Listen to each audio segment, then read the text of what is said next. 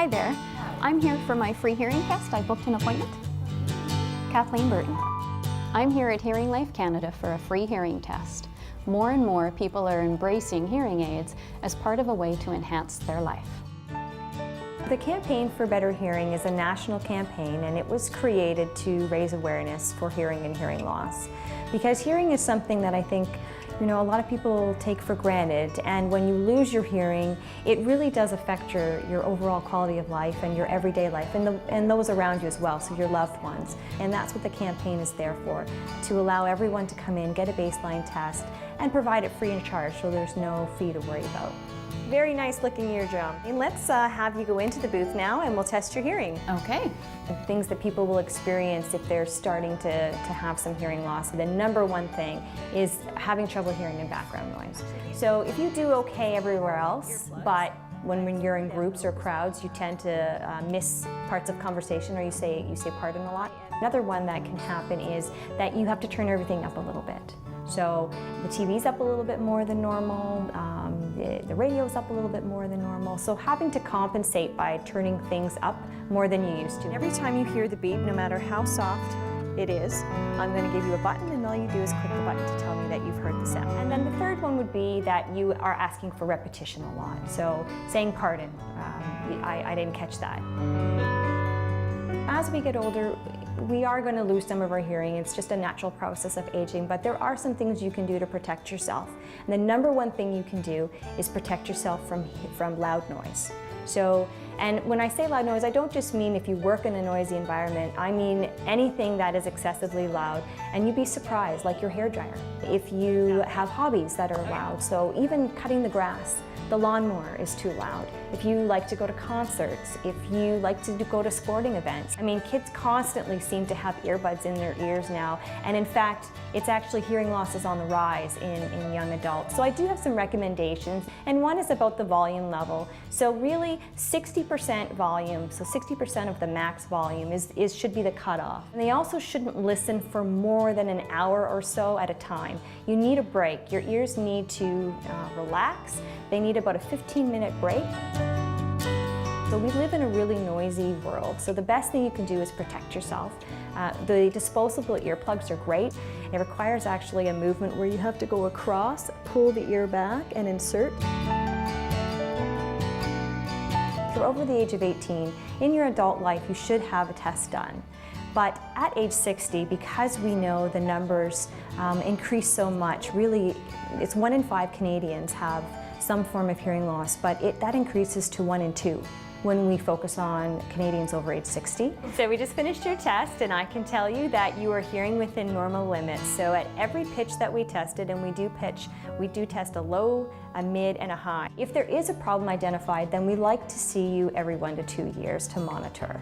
And of course, if a significant hearing loss is identified, then we would talk to you about treatment options and what's available to help you hear better at that time. That's the one that had the funky colors. Yeah. So they actually designed this model in particular. They went in with the whole idea of like glasses. So every color was really fun and really popped and very bright. The other part of the campaign is the Give Back program, which I'm very, very proud of and I'm very passionate about. And that is donating $4 for every test that we perform in the participating locations. So we're donating the fund, we're donating it on your behalf, and all you have to do is come in. I understand that as part of this program, you were able to nominate someone who's a recipient and has received their hearing aids through this program and the campaign. Can you tell us a little bit about that? Well, he's a youngish man, about 41. He does a technical job where he has to be out in the environment, he has to be inside, outside. He has to talk to the public as well as to coworkers, supervisors. And he had a sudden, I'll say somewhat sudden hearing loss. He was awarded some quality, I would say premium hearing aids, and he's quite happy with them. We have helped over 100 people, and actually just in this area alone we've had 16 recipients in BC and 4 in Victoria. I'm proud of the fact that we're actually being able to give back to the public, because they do an awful lot for us. They're light, It doesn't feel like it's anything different than before I had it put in.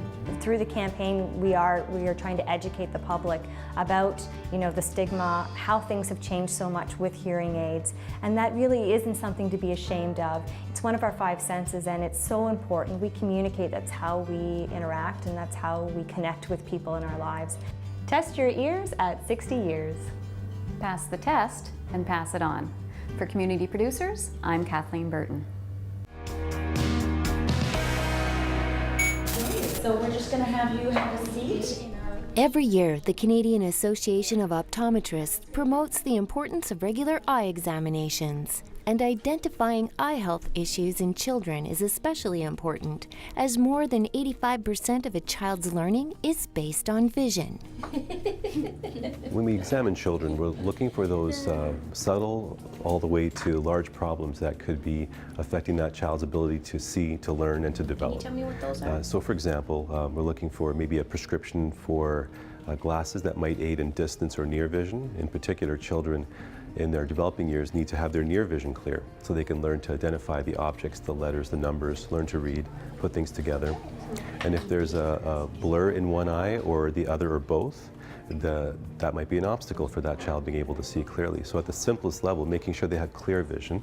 And the second level is making sure the right and left eye work together. If there's a coordination problem between the eyes, one eye wanders or the eyes don't cross properly in the near range, they won't be able to keep the eyes focused long enough to be able to identify that letter or string the letters together to make a word or read a sentence. And then the more complex problems we're also screening for, things like an opacity in the eye, maybe a cataract that was undetected at birth, and therefore not allowing one eye to see, whereas the other might be strong. And that's called lazy eye or amblyopia, where one eye dominates and can see well, but the other one struggles. And that child may not look to have a problem when you look at them. Their eyes might look aligned, and they might look perfect to you, to a parent and to a teacher. However, when they can't use one eye, but they can use the other, that could lead to a host of problems. Yeah. That one's better. Okay. Early intervention is the key. For example, let's say that you take the school screenings that are done in kindergarten and they identify a lazy eye. Well, that lazy eye should have been identified at age 2 or 3 through a simple eye exam done by an optometrist or by an ophthalmologist. And that screening done at a very young age can identify the problem early enough that you can take care of it by the time they hit kindergarten. Because the neural window between in a lazy eye to develop that eye closes around the age of 7 and 8 for the most part, you want to do that as early as possible. You don't want to get started at age 5, you want to start at age 2 or 3 to start rehabilitating a lazy eye.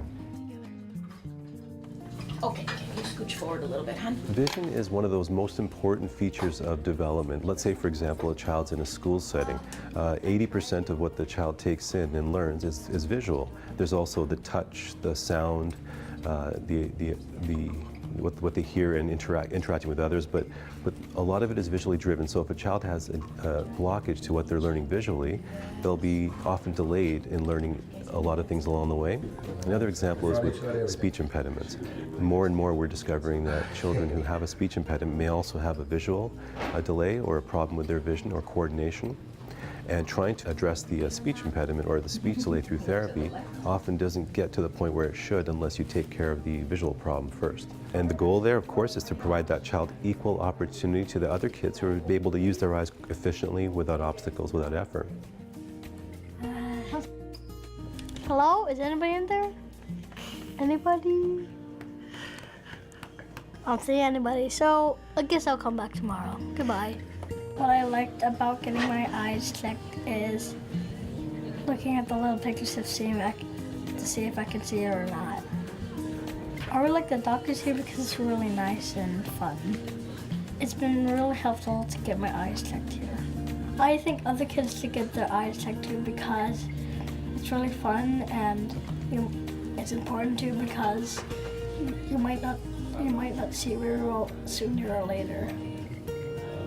Sometimes all you're doing is giving that child a pair of glasses to provide them with clearer vision, or at the right age contact lenses, and their confidence in sports ability soars, academic ability improves. It's pretty profound when you see a child who has been struggling and the teacher and the parent didn't know why, identify the visual issue, and whether it's through exercises or a rehabilitative program through using computer software at home or a pair of glasses, and the parents will come back maybe 3 months to a year later and saying they just saw their child, their confidence soar, their ability soar, their self-confidence after being able to read more comfortably without getting headaches, without losing their place and having to keep their finger on each word. It's pretty profound, the effect that can have on a child, on their confidence and their abilities in school. First exam should be at age 2. Most children, if that doesn't happen, then age 3, and that doesn't happen, then by kindergarten, it's something that should be done for all kids, regardless of the type of problem they might be having, whether it's auditory, whether it's coordination, being clumsy, delays in learning, delays in speech, delays in anything at all. Vision should be one of the first things that are thought of.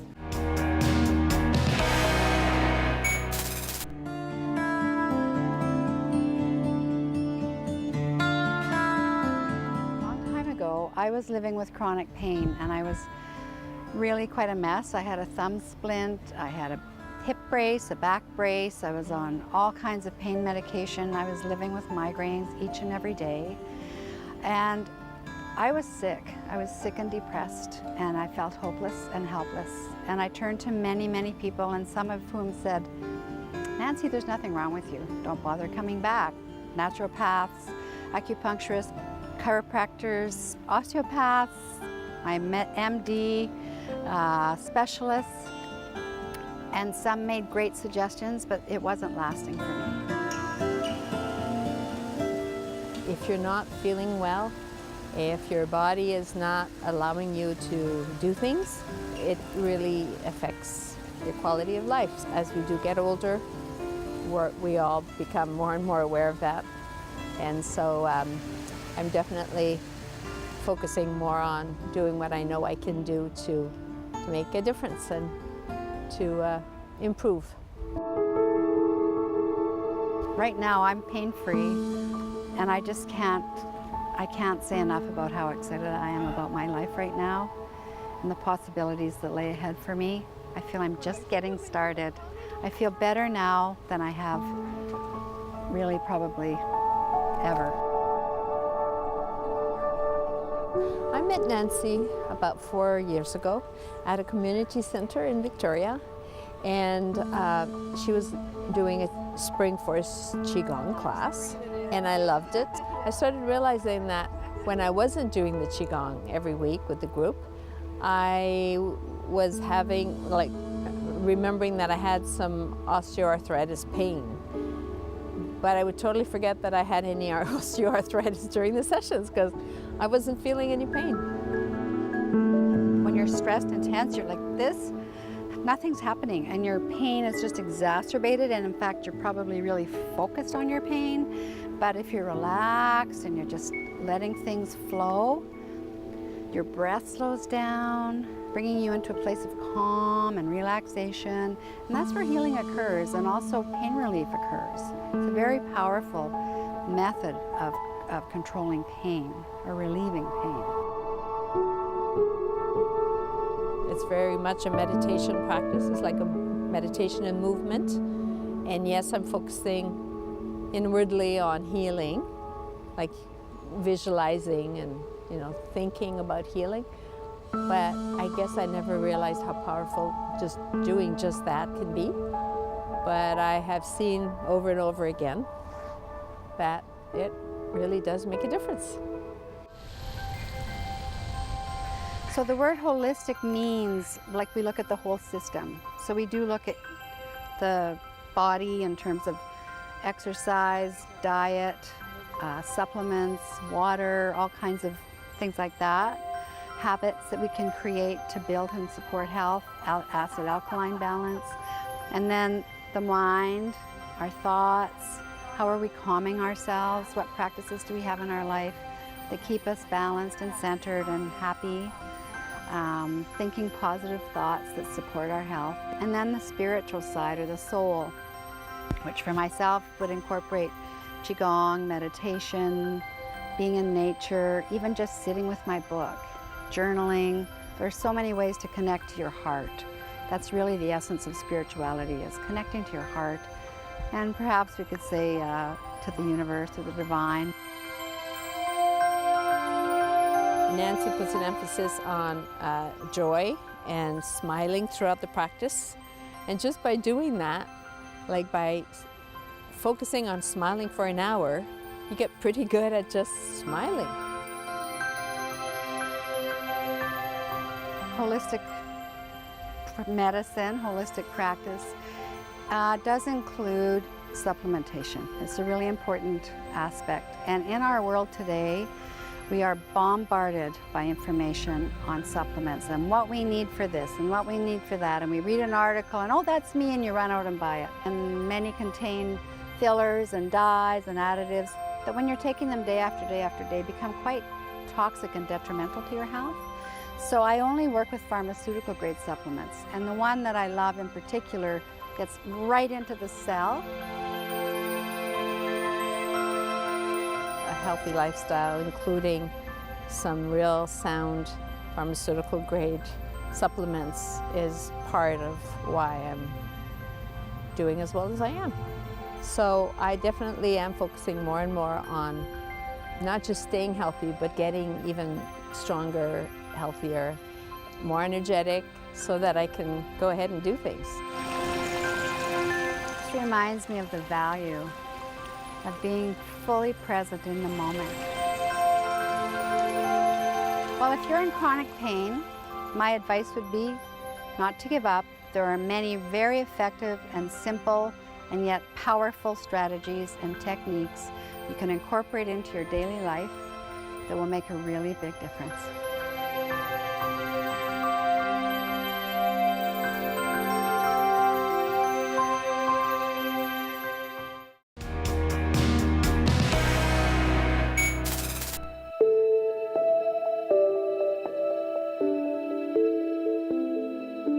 We're here at Anna Wim House today to talk about the importance of HIV testing and how easily you can have it done. So you're here to have an HIV point of care test? Yep. It's a very easy test to do. What I do is I take 1 drop of blood from your finger, I add it to 3 solutions, and we get a result right away. HIV is still an issue. We still need more funding, we still need more programming, we still need more awareness, we still need more education. And today we are co-hosting with AIDS Vancouver Island and Kool-Aid to have some workshops. Tables are set up, and then there's also going to be point of care testing. I can do HIV testing a couple of different ways. I can do it through an HIV point of care test, where I take a drop of blood from somebody's finger, I add it to 3 solutions, and we get an HIV result right away. I can also draw blood and test for HIV, hepatitis C, and syphilis. Those blood specimens get sent to the lab, so there's a few days that people have to wait to get the results. And you're going to feel a poke. 1, 2, 3. There are very few places in town that offer point of care testing. Even if I go to my doctor's office, he won't provide that for me. Blood to this solution. Why? That's a good question. When other countries, the UK, the US, offer it over the counter in drugstores, but we still aren't able to go to our doctors and receive it. So that's something that's really, it's something that I would like to propose to politicians and medical officials, that just having options, having choices is really important. So if somebody's test result comes back negative, there really isn't a need for repeat testing unless they've had some sort of risk factor. So if they've had unprotected sex, if they've shared drug use equipment, or if they've had tattooing or piercing in an unlicensed parlor. HIV is the virus itself that people get. And then AIDS is an acronym that stands for Acquired Immunodeficiency Syndrome. So that's something that people can acquire, as the acronym would imply, after their immune system starts to fail. So after their immune system has been weakened by HIV. Next, we'll add the color developer. Getting tested and finding out the results and finding out that you're positive isn't the same thing that it was 20 years ago. It's not a death sentence. There are people living well into their 90s with HIV. Go, get tested, find out about your health. Only when we find out about what our health status is can we begin to take care of it. And also know that you're not alone. Now we'll add the clarifying solution, and once we add this solution and it gets absorbed, we will have the result.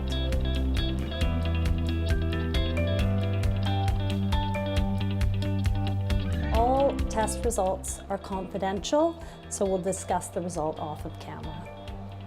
Here at NOM House, we're continually trying to develop our programming, and having HIV and HIV testing as one of our focuses is really important. A lot of people who are living on the streets do struggle with their health, not just necessarily HIV, but just healthcare in general. So if I am the healthcare practitioner that is doing the HIV test and I'm doing a point of care test and it comes back reactive, then yes, I give the result to the person right there in the room, and then really just try to counsel them through it. We have access to a peer navigator, so somebody that is HIV positive and has been through the experience, and we just get them back as often as we can, sort of to answer any questions, for follow-up, to get them on treatment, to do their blood work, to do their vaccinations. You know, people live long, elderly, healthy lives if they are diagnosed and if they get on treatment. Time for you to leave the room, because this is always done in private. There's still a lot of stigma associated with that word, with the word AIDS. And people who are living with HIV often really don't appreciate that language, because the language of AIDS, because A, it's not accurate, and B, it carries so much stigma. When we have the test and it is confirmed positive, we like to try and get people on antiretroviral therapy as soon as possible. Research has shown that the sooner people get on treatment, the better their immune system is, and sort of the better their long-term outlook is. The heart of the message is, it has never hurt anybody to hug somebody. So we all need to just take away our stigmas and get educated, be aware, but once you receive that education, you'll realize there really is no reason to be placing stigma on anyone, not in today's day and age. It's important for your own peace of mind to get checked. For Community Producers, I'm Kathleen Burton.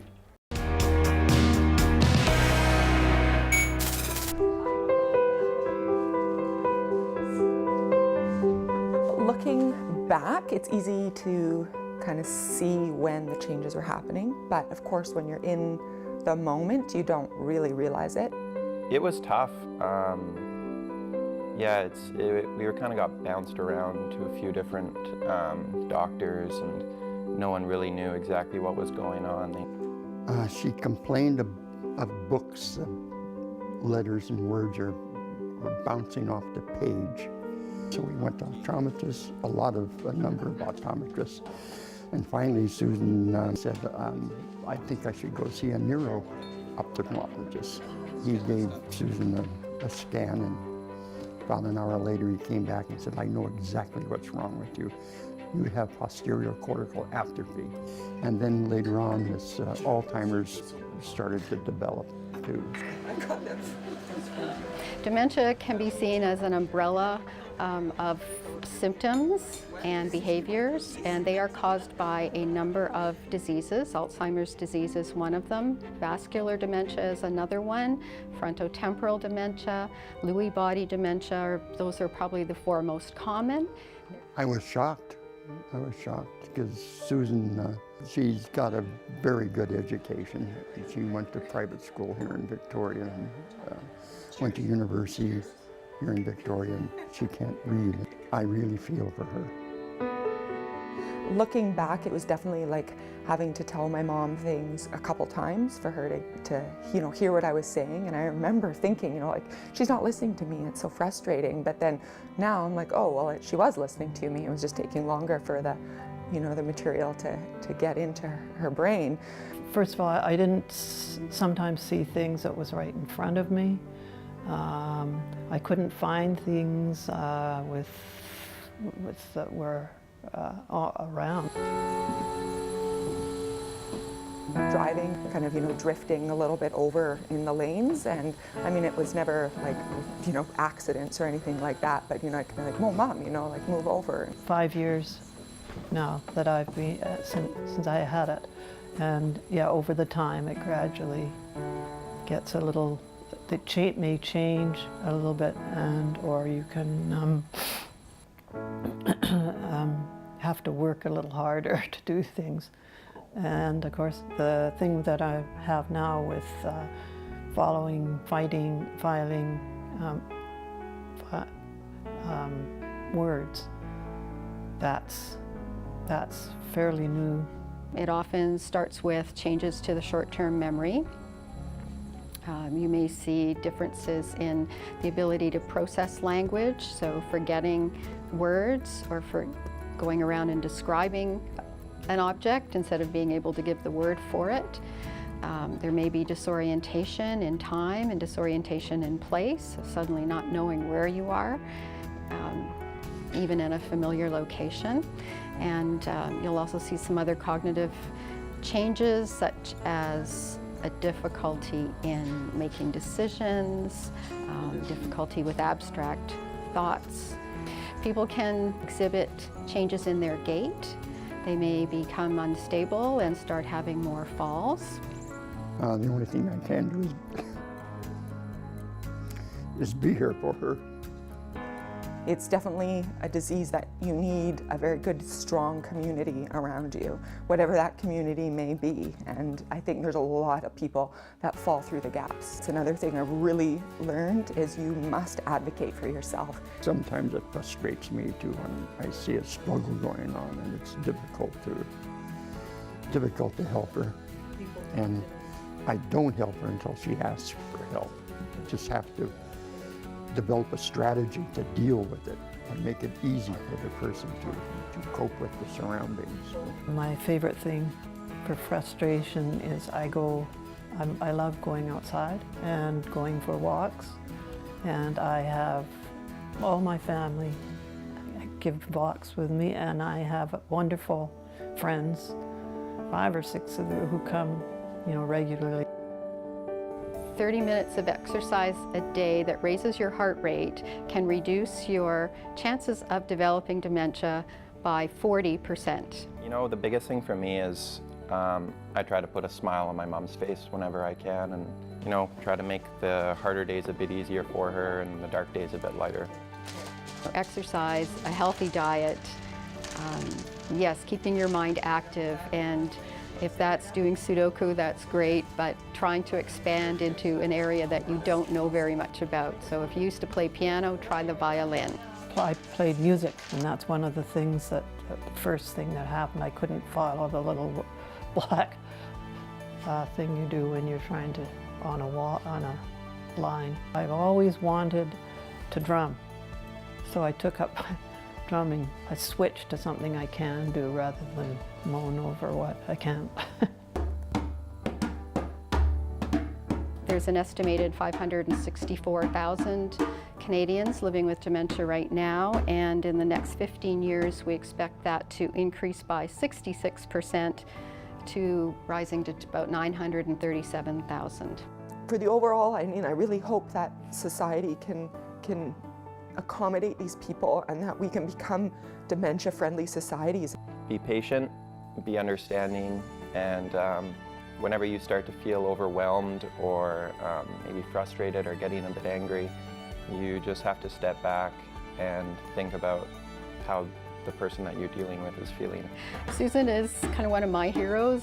She's taken her own personal time and resources to travel with the disease, and she traveled to present at Alzheimer conferences around the world. There's lots of support through the society, and we're working hard to reduce the stigma of the disease out in the community through our Dementia Friends initiative. If someone has Alzheimer's or dementia, seek help. Don't try to do it alone.